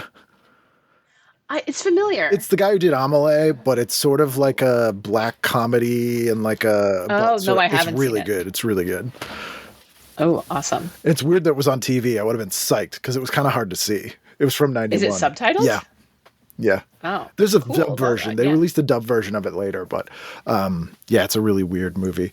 There's a scene in it that they would show out of context on Comedy Central sometimes, and it was the scene where a guy was trying to hit a fly on his bed, so it was like the springs were creaking, and it was cutting to the people in the apartment under him who thought people were like doing it above him, and it's like this whole, it's a very well edited, weird, like wordless comedic remember scene. that. Yeah, that's from Delicatessen. Interesting. That's a weird little sound sample. And 9 o'clock, what are we doing? Jenny, what are you 9 doing? to 9:30, absolutely Drew Carey. Loved that show, had the soundtrack. I loved it. I didn't know a soundtrack got released. Yup. What was on it? Cleveland Rocks, Ken. What else was on it Cleveland besides that Rocks. song? That one, like, they sing a bunch in the show, so it was like Moon Over Parma, working in a coal mine, going to, like... So it was like a cast, like an original cast there was recording. there were some, like, other, like, songs. I don't know. Let me pull it up. That show's still funny. But was it, we're asking, was it the originals or was it the Is the cast singing the song? song? Oh, it was both. It was both. Nice. That's weird. Nice. Oh, okay. That's Yeah. weird. That show's still funny. I've rewatched that show, and it's on like Laugh or one of those like digital Yeah. channels all the time, and it's still funny. And I enjoyed Nice. it. Drew Carey embraced the fact that he is not an actor, which I always show Drew Carey versus Seinfeld, where it's like, Seinfeld, you are the worst actor on earth, but you seem to think you're good at it. And Drew Carey is like, I am not an actor, and you've put amazing actors in an ensemble cast around me, and I will just not even act. Like, he goes out and he's like, I don't know, I'm not even here. Good. Yeah. And Drew Carey does hold a lot Yeah. on that show. Yeah. A lot of what he does is hold, and he does a great job. Yeah. And it doesn't take you out of it. Like him embracing the fact that he's like, you don't believe that I'm this guy having an emotional breakdown. Like, I don't have a scene. Like, I'm just this guy, and this funny stuff's happening around me. And it's perfect. It's so funny. I just looked Yeah. up the soundtrack. It holds up. I still would listen to it today. Nice. Nice. Didn't know it existed. What are you watching at 9:30? Me? Yeah, you.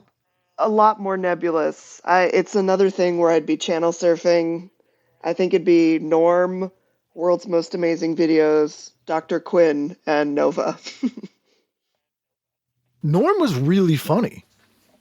I don't know if I Norm- would have fully I never watched it. appreciated it as a kid, but it definitely would have been on my channel surfing list. Someday, just go on the IMDb for Norm and look at the cast and the writers on that show. Laurie Metcalf. It's all like Roseanne people. It's really funny. There's an amazing Halloween episode where Norm has to take some kids trick-or-treating in an apartment building.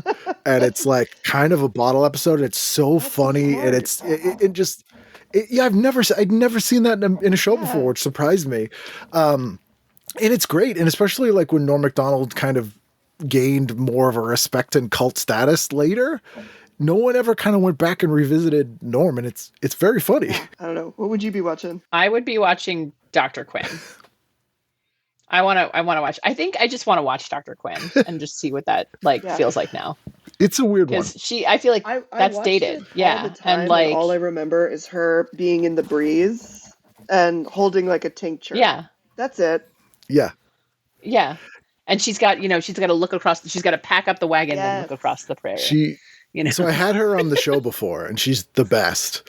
And she, Jane Seymour? yes, and she only did that show because her ex-husband stole all her money. And so she needed to do something, and they told her, there's no way this is going to series. We're going to pay you a bunch to do this 2-hour pilot. And then it went to series, and she's like, God damn it. And, it went on forever. It got canceled, even though it was the #1 show in its time slot. Weird. What? It got canceled because the Nielsen ratings got more precise at that time. And they said, it's getting huge ratings, but it's not from people we want to market to. Oh my God. It was older people and like women in a certain demographic. So they were like, the advertisers were literally like, yeah, you get a lot of people who are worthless to us. That's insidious. Oh my God. It's nuts. So Ken, have you seen the important film Irish Wish? No. On Netflix, starring Lindsay Lohan and Jane Is Seymour? it good? Jane Seymour's in that movie, Great right, in that Jenny? movie. Okay, but like I was on a podcast to talk about this movie. It was a basketball podcast. Sean Keane, his podcast, I was on there and I was talking about Irish Wish, and they pointed out to me, he and his co-host, that like her timeline doesn't make sense in the movie. So they had to like re-edit her into a movie because they changed what was supposed to be happening. And all of the scenes they shot with Jane Seymour are one-offs because she's not there the whole time. She's not with Lindsay Lohan and the other characters. She's all by herself. But they got Jane Seymour. And so they were like, we're not going to take her out of this movie. Yeah. So even though they had basically written her whole plot line out of the movie, they still put her in, and it doesn't make any sense. But she's probably great in those scenes regardless. She is. Yeah, she is. And she's, you know, trying to be supportive of her daughter, Lindsay Lohan, from afar. And some of the scenes are just her being like on a phone, being like, hello? Hello? I can't hear you. Are you okay? And that's it. And then, like, they pointed out at one point, she goes, I remember everything now. But, like, there was no forgetting. Nothing to remember. Yeah. So there was no forgetting. Why would she say that? If I was in the middle of this podcast and I was like, I remember everything now. Checks out. Would you guys be like, oh, have you been blacked out since all that? Because so I've mentioned this on the show before, so I apologize to the listener, but you guys probably don't know this. Jane Seymour wrote a sketch for Funny or Die, and she stars in it, and it's called Dr. Quinn, Cocaine Woman. And because she always, that is so good. Because she goes, well, what a good premise. She goes, the thing is, the only thing she had to treat people with at the time was like cocaine and heroin and like alcohol. So right. So she's like, so all these people would be addicted to drugs, and she would essentially be everybody's dealer. And that's the sketch. Sure. She wrote it and stars in it, and it's hilarious. I will look that up. Thank you for sharing that with me. I recommend you do not watch Irish Wish, but I'm going to watch it right after. I guess 65 million people have. Really? Some obscene number. Is it just like one person 65 million times? Lady. No. This is the thing, is like I was listening to the Netflix guy, David, I forget his name. And he was on a New York Times interview segment. And she was like, come on, what about Irish Wish? And you got some crap. And he's like, well, you know, we tried to whatever.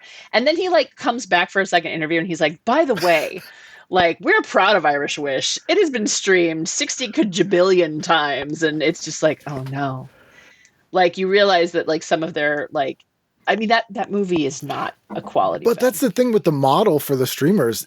Something could be streamed 65 billion times, and it doesn't matter, because unless people signed up to the service just to see it, again, it's like the Dr. Quinn thing. It's worthless to them. But at the same time, like, I think that they like having these things that are very, very broadly popular and get watched a lot of times. And they feel like they're like, this is what's going to keep people comfort watching our stuff. You know, what they really all do is they all get kids programming. Yeah. And they addict children to it. And then if the parents want to cancel, they will. Why do you hate your children? Why don't you love your children? Well, and your children will scream right at your face until it's back on and you subscribe for $19. I guess that's $20 a month.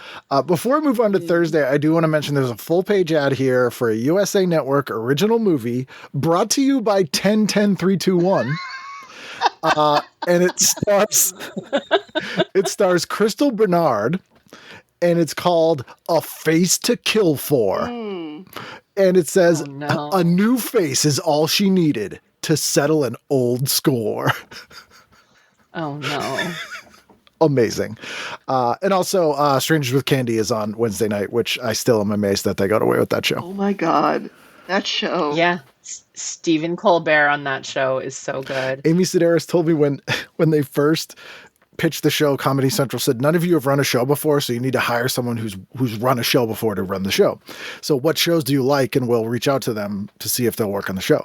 And Amy was like, I really liked My So-Called Life. And this is a high school show. So they sent Winnie Holzman the scripts for the first 2 episodes. And she called them up and she was like, look, don't ever contact me again. There's something like really wrong with you people. I don't want anything to do with this. Like, it's like a whole thing. It's just like, it is such a weird show. It's great though.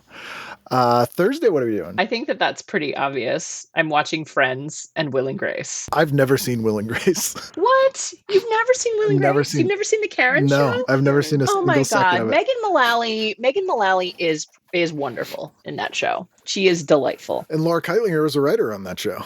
It's good, and like, you know, it's a little bit annoying. It's a little bit like a precursor to a lot of the content you do see on like HBO, where like they get home from their PMC jobs where they're, you know, lawyers and Right. designers, and they open a bottle of wine and they stand around drinking wine in their perfect apartment and they have a chit chat. You know, it's not like we're Seinfeld, we're at the coffee shop. Like it's got like these like upper middle class vibes that are, you know, I think it's like kind of like the sort of gay upper class aesthetic, like very childless, very angular. And the thing that is the factoid that I always like about Will and Grace is that it replaced Ellen. Yes. Because Ellen was too gay. Yep. So they replaced I it with didn't Will and realize Grace. that. Well, Ellen was also a monster. Wow. Is there such a thing as gay yuppies called guppies? But I feel like you would have to have instead a word for like gay people who were like not yuppies. How do you mean? But guppies is funny. I'm surprised it's not a thing that guppies is a thing. Maybe it is. Or maybe it was. Yeah. It's like that sketch on Portlandia. We don't say yuppies anymore because everybody's Yes, yeah. that guy who like wakes up from a coma from the 80s and he's like, yuppie, yuppie, yuppie. And they're like, no, we're foodies. Yes.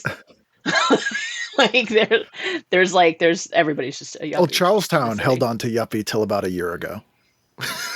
Oh yeah, if you met a townie from Charlestown, they'd be like, "Get out of my town, fucking yuppie," and it'd be like, "It's 2023. Like, I don't even think you live in Charlestown anymore." All these yuppies got their COVID masks Yeah, on. fucking yuppies, Bunker Hill Bridge yuppie. What are you doing, Jenny? I'm probably flipping between America's Funniest Videos and Inside Hercules and Xena. A little behind the scenes. What I thought was funny when I was flipping through the TV guide was there's a show description for America's Funniest Videos. Yes. Like that's gonna sway Yeah, anyone. like, I mean, for Xena and some, they're just like, yeah, it's on. But for America's Funniest Videos, they're like, a 5-year-old bays at the moon like a coyote. And I'm like, what? It's crazy. Yeah. Somebody's testicles are injured. Yeah.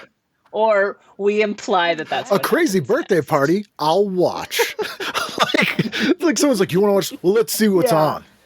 Okay. All right. Nah. Like there's no, like, it's totally useless waste of space. It's a waste of writing. America's Funniest Videos is the description of the show. Like, Yeah. Yeah. But you also have Spin City and Just Shoot Me. oh, that's my 9 to 9:30. It's a Sophie's choice between that. Oh, were we in 8? Oh no, 9 to Yeah. 9:30 is Drew Carey, and then 9:30 to 10, Sophie's choice of Spin City and Just Shoot Me. Ah, yes. I jumped ahead. Yeah. A couple has a date on a bucking bronco. A statue seemingly reaches out to grab a tot. A cat is obsessed with Venetian blinds. Also, hair-raising fits of feline fury. That's America's Funniest Home Videos that night. What if that was like, you know, that would be a great gig. Being like, I write the log, I write the episode descriptions for TV Guide for AMC. Josh Weinstein used to do that. J. Elvis Weinstein of Mystery Science. He wrote those for for America's Funniest Home Videos. Perfect. That's a very translatable skill Yeah. set. So then at 9, I jumped ahead, but you're going to do Drew Carey and Spin City.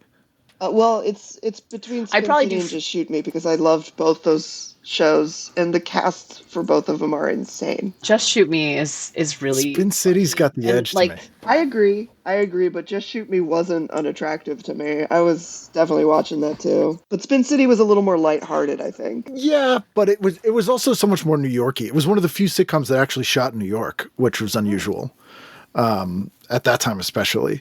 And Paulette Marshall's in this episode. She's great. Yeah, I'd have to go Spin City. Yeah, I like Frasier. I think Frasier was something where like when I had my first kid and I was like up doing feedings all through the night, I would turn on Frasier and I found it very comforting. Frasier and Cheers were like the two shows that we watched when we had a new baby. And it was just like the Frasier episodes are very like some of the episodes are just like perfect little Moliere comedies, and like they're good instructional videos on like how to make a comedy that has like farce and like the high and low together. I like that they're so expert at that. And a much less dramatic show than Cheers, weirdly. You think so? Frasier's goofy, and like, yeah, I mean, Cheers has a lot of like love plot lines that are like, there's a lot of heartbreak. Yeah, well, there's also the alcoholism at the core that's like always hanging over everything that just Frasier just is like, forget about that. Yeah, well, yeah, I mean, they're just drinking on Frasier. Whew. But there's and Cheers, like, I feel like Ted Danson is a recovered alcoholic. He is, show, yeah. right? Well, that's like, the thing.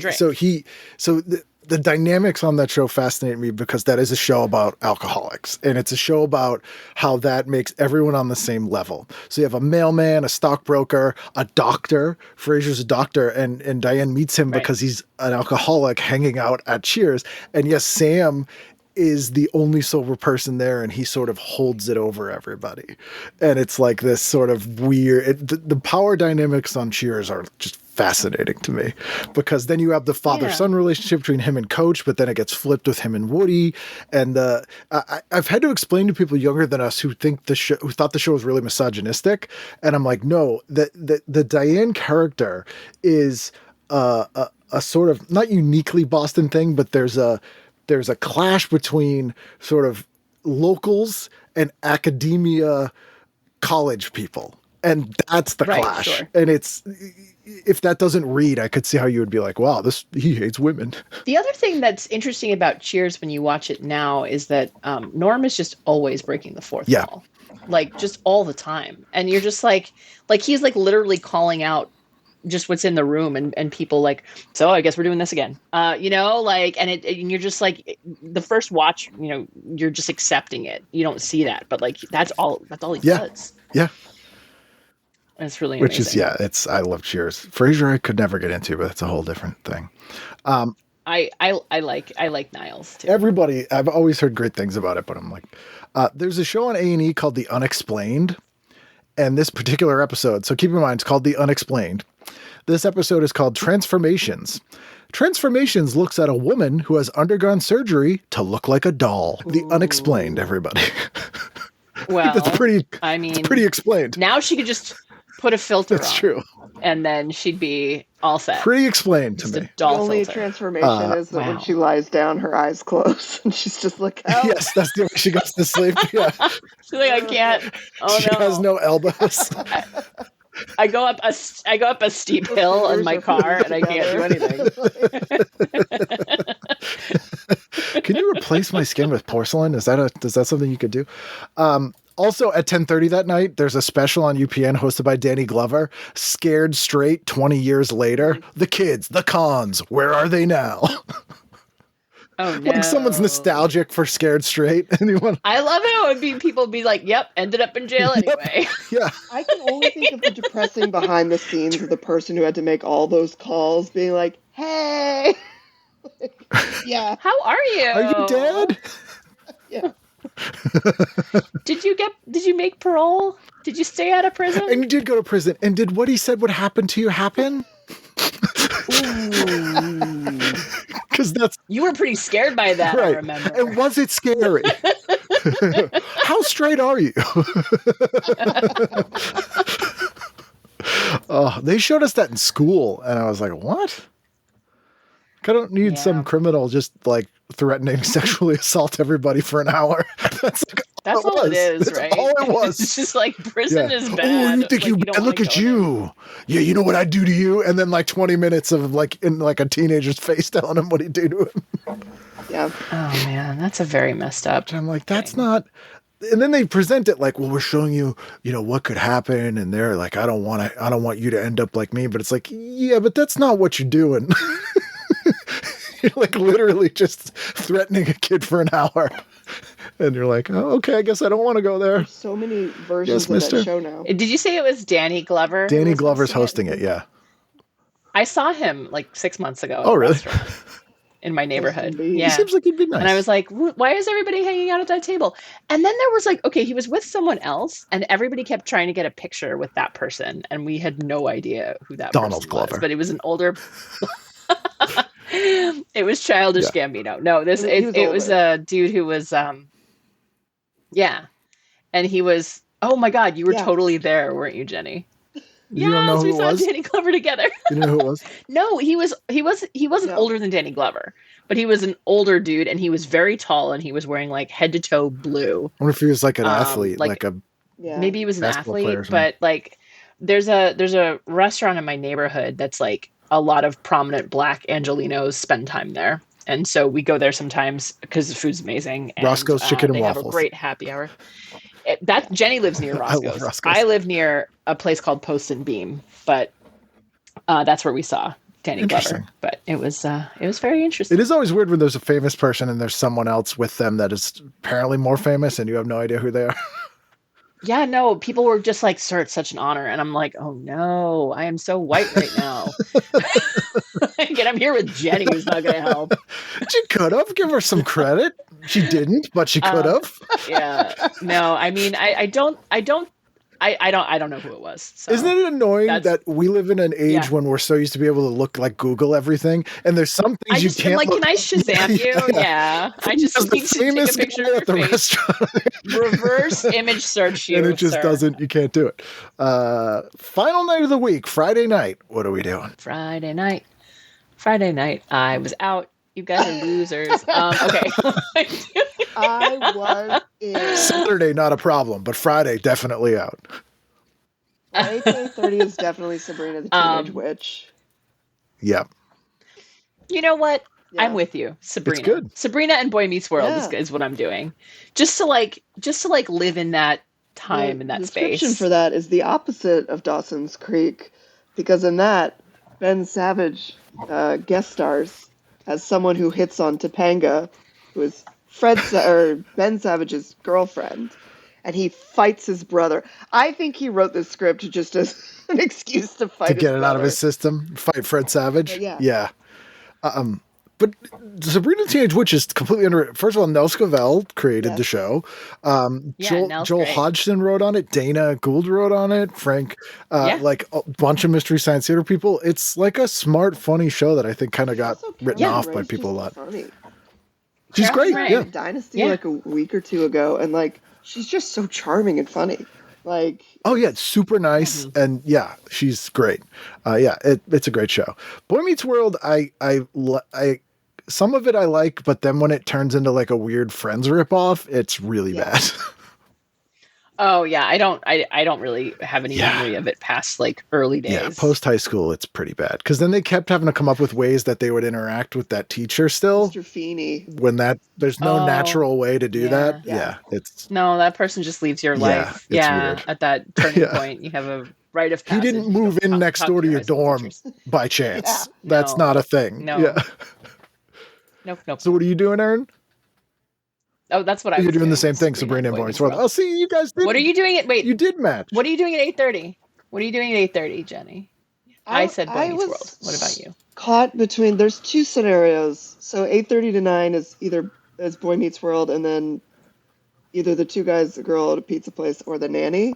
Or at 8:30, I just start watching Troop Beverly Hills. Which is such a good movie. I love that movie. It's great. The Culver City Red Stars. And the Red Stars. Up. Yeah. It's a great movie. It's really funny. They only gave it 2 stars here, which seems like bullshit to me. That's terrible. It's so funny. And she's just like getting loaded on Evian. It's so funny. I still quote Cheech Marin when he's like, boy-oing. But really funny Pillar movie. of the Southern California arts community, Cheech Marin. Yeah. You can go to the Riverside County and go to the Cheech, and it is a contemporary, like pan-Latine art he's museum. A huge art and collector. God bless the man. Yeah, I love that movie. I'm intrigued by America's Greatest Pets because much like, what a weird show, but much like America's Funniest Home Videos, it also has a description, and it is segments include a dog that likes to scuba dive with his owner, a pot-bellied pig that assists his plumber owner, and a hotel with a cat in every room. Wait, what happened? I just made a terrible face. There's a cat hotel that you can go turned to. It's a on cat in Siri every room. accidentally, and so I missed the past like 20 seconds. It's a cat cafe, but hotel. Yeah, it's in the room with style. you. You do that? No, Totally, yeah. no, gracias. Be a No, cat. thank you. Ugh. I love when I go on walks and I just see random cats, and I'm just like, you're disgusting. Mm. You probably just ate Yeah. something alive. Yeah. There was an ad for, I think, the object of my affection, which looked like a gender-swapped... Jennifer Aniston. I was going to say Chasing Amy. It sort of is, yeah. But Paul Rudd, Yeah. Paul Rudd is in it, it was weird looking. who plays a gay man. Mhm. Paul Rudd is a gay man. Interesting. Yeah, Alan Alda is in it. Of course. Oh. It's rated R. That's surprising. Because of the gayness, probably. Yeah, you don't want kids seeing that. It's the mention of the gay. Yeah, can't have that. Yeah, good call on that one. And then you said you two guys are going to a pizza place. Not a terrible show. Terrible. That's what I will say. And I think it was like Ryan Reynolds' big American start. Well, 15 he was in on Nickelodeon, which was a soap opera first. Oh, okay. But yeah, this was his Vague was his memories. first big like comedy role. And do you know where Two Guys and a Girl in a Pizza Place was set? Was it Boston? More specific, Charlestown? Somerville. Oh. Somerville. And the pizza place Nice. was a actual pizza place, and it was supposed to be Peeny's Pizza in what is that, Ball Square? Oh, really? Yes. Did that become Jumbo's? No, it's still called Peeny's Pizza, and it looks like penis. Oh, really? In Ball yeah. Square? Huh. Because it's All right. it's where that old like bowling alley was that was never open because it was just a front for the mob. Sure. But it's because Sure. it was two guys who went to Emerson created the show, and they lived there, and apparently used to hang out at that pizza Yeah. place all the time. And they're like, this is our show. Like, okay. Going to college for creativity really makes you so It really creative. does. Because then you make a show about how you went to college for creativity. Yeah. I liked Perfect. that show, and Very I weird. do remember Ryan Reynolds being pretty like fun and charismatic in the show. And it was before I had experienced like 15 years of Ryan Reynolds, so it was very novel and Right. new. Yeah. Who is this? He's got a real Jim Carrey Yeah, thing going he on has on a Two very Guys and a Girl. specific- And then Nathan Fillion was in it later, and Taylor, what's her name, who was really funny and was in a bunch Was of it stuff. just like a She halfway did house dirty for work. like transitioning Canadian actors? Like, I think so. Yeah, I think so. Why don't you come live here for a little bit till you get on your feet, and then we'll get you a real show. Yeah.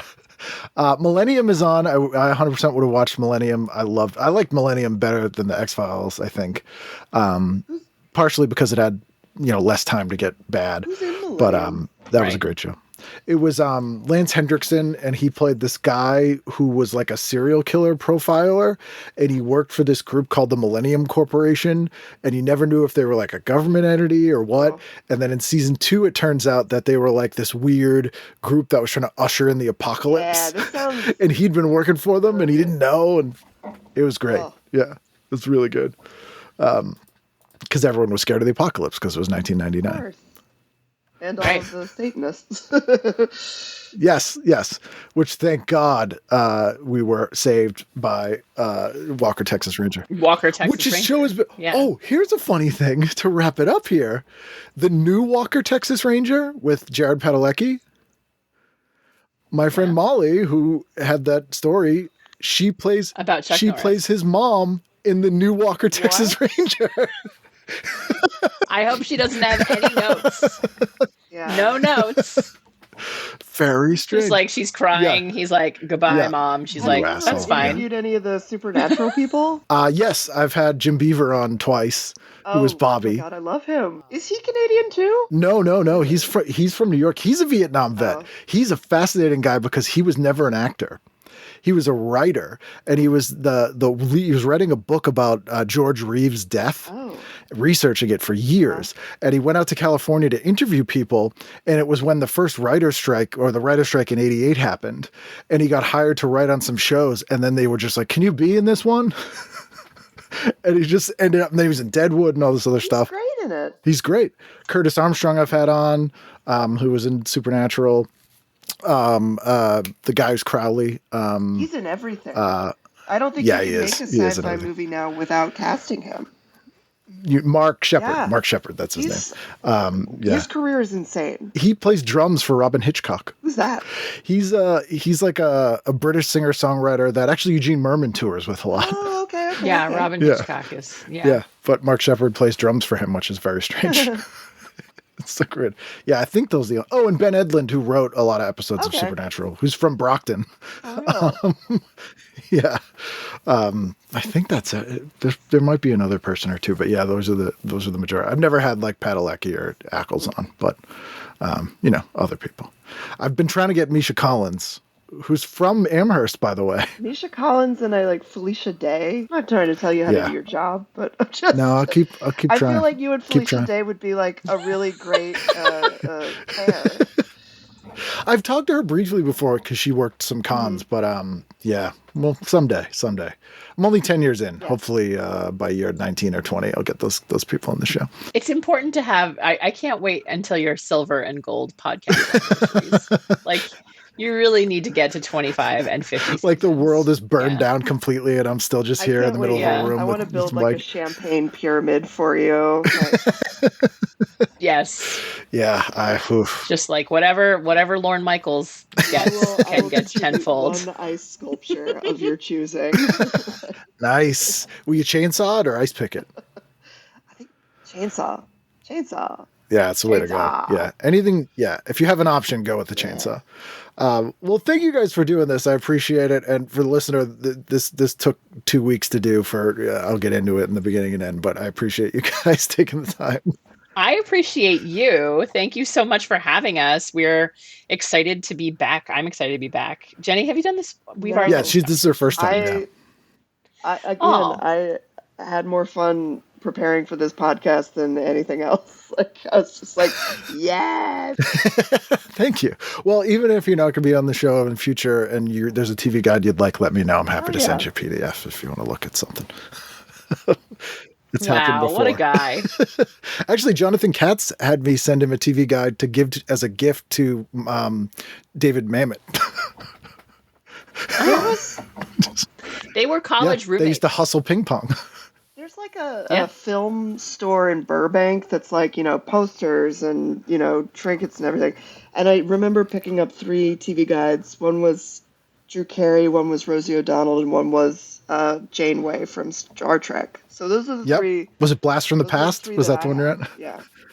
Yeah. Yeah. They have a good TV guide selection of Blast from the Past. Feels if, right. If you That need feels some, right, yeah. yeah, it's right on Magnolia. Yeah. If you need TV guides, go there. Everybody listen to our album. Yes. It's called Romantic Comedy Live at the Ripped Bodice. And we are, and listen to this episode. You already did. Let's do it Good again. job.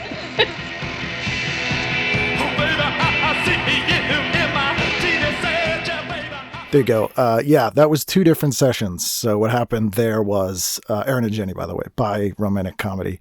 Their Live at the Ripped Boddice album on Blonde Medicine. You go to blondemedicine.com. It's actually Blonde Medicine catalog number 139, Romantic Comedy.